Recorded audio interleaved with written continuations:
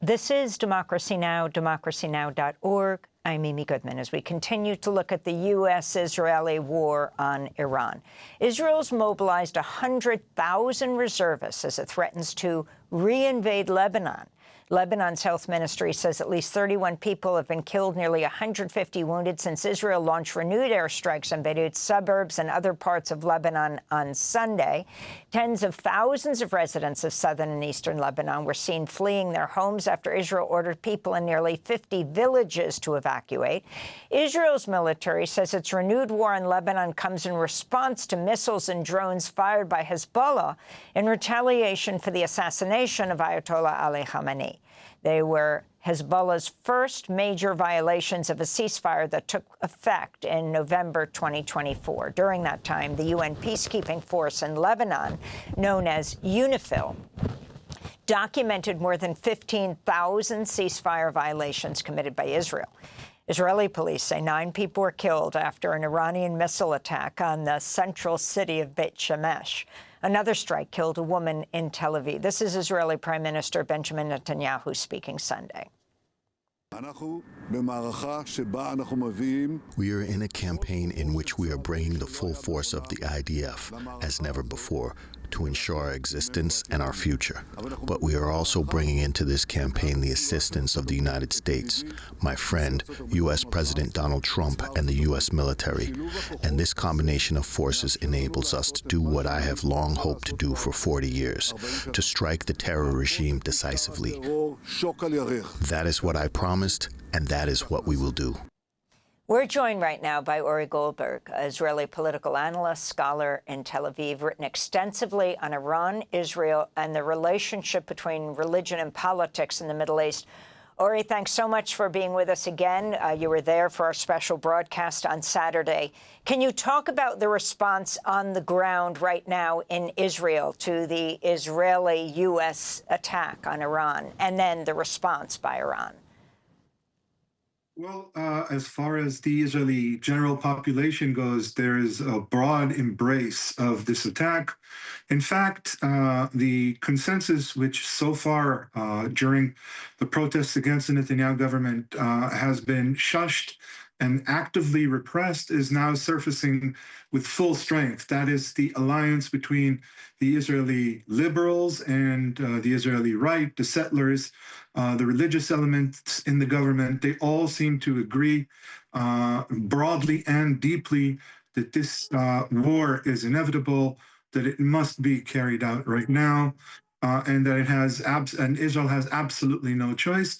And of course, that this war will only end with a real toppling of the regime in Tehran, a campaign that can and should last as long as it takes, which is something our prime minister has said repeatedly over the last few days. Again, the population is resigned to this war. It supports it. It doesn't appear to be jubilant. Nobody's accepting Netanyahu's boasts like they did after the IDF mobilized and invaded Gaza following the events of October 2023. But there's a sense that this has to be done, and we're doing what has to be done. And what about the call for 100,000 Israeli reservists for the possible reinvasion of Lebanon? Well, the Israeli government mobilizes reservists with great ease. Certainly now when the entire country is at a shutdown.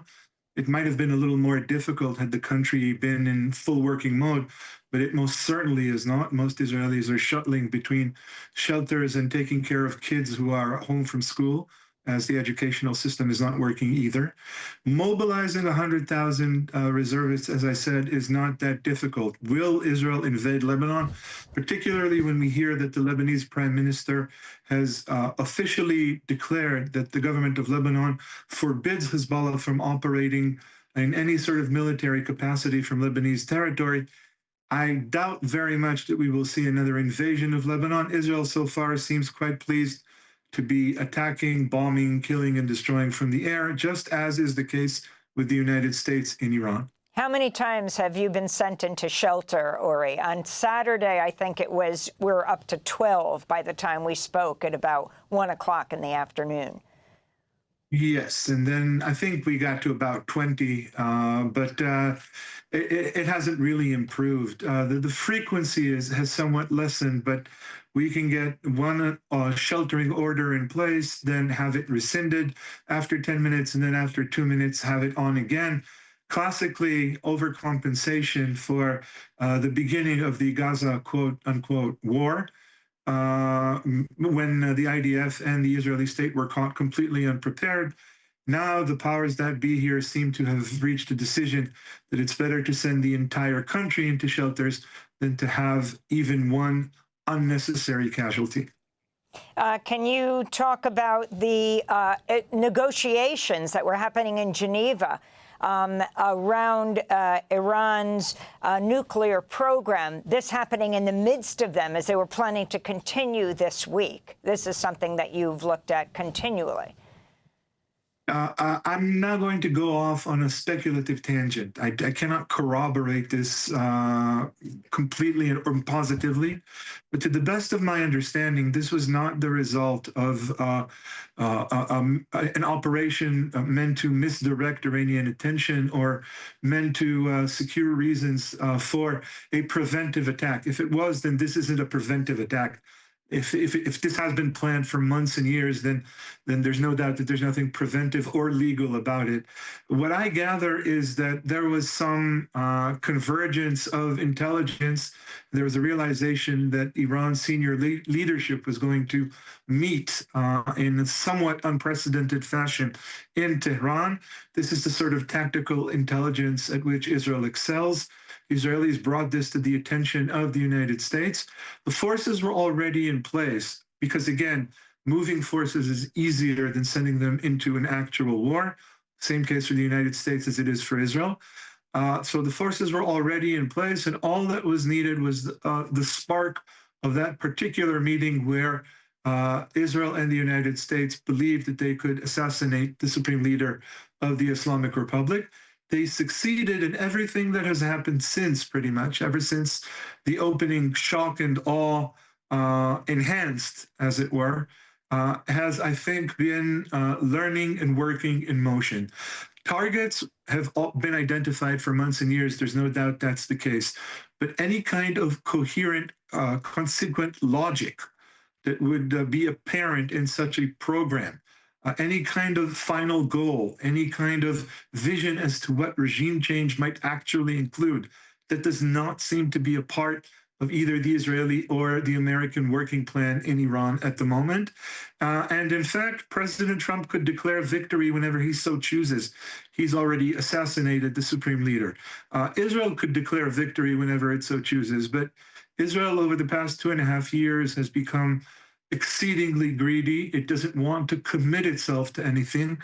It actually, I think, what Israel is fighting for is the right to be able to go off on such attacks whenever it wants, wherever it wants, for as long as it wants. So don't expect Israel to come to a political realization that this might end. Again, the population supports Prime Minister Netanyahu. The opposition has officially disbanded itself and declared that there were no coalition or opposition now, just the united people of Israel. So don't look to Israel for any kind of political statement. Thanks for watching Democracy Now! On YouTube. Subscribe to the channel and turn on notifications to make sure you never miss a video. And for more of our audience-supported journalism, go to democracynow.org, where you can download our news app, sign up for our newsletter, subscribe to the daily podcast, and so much more.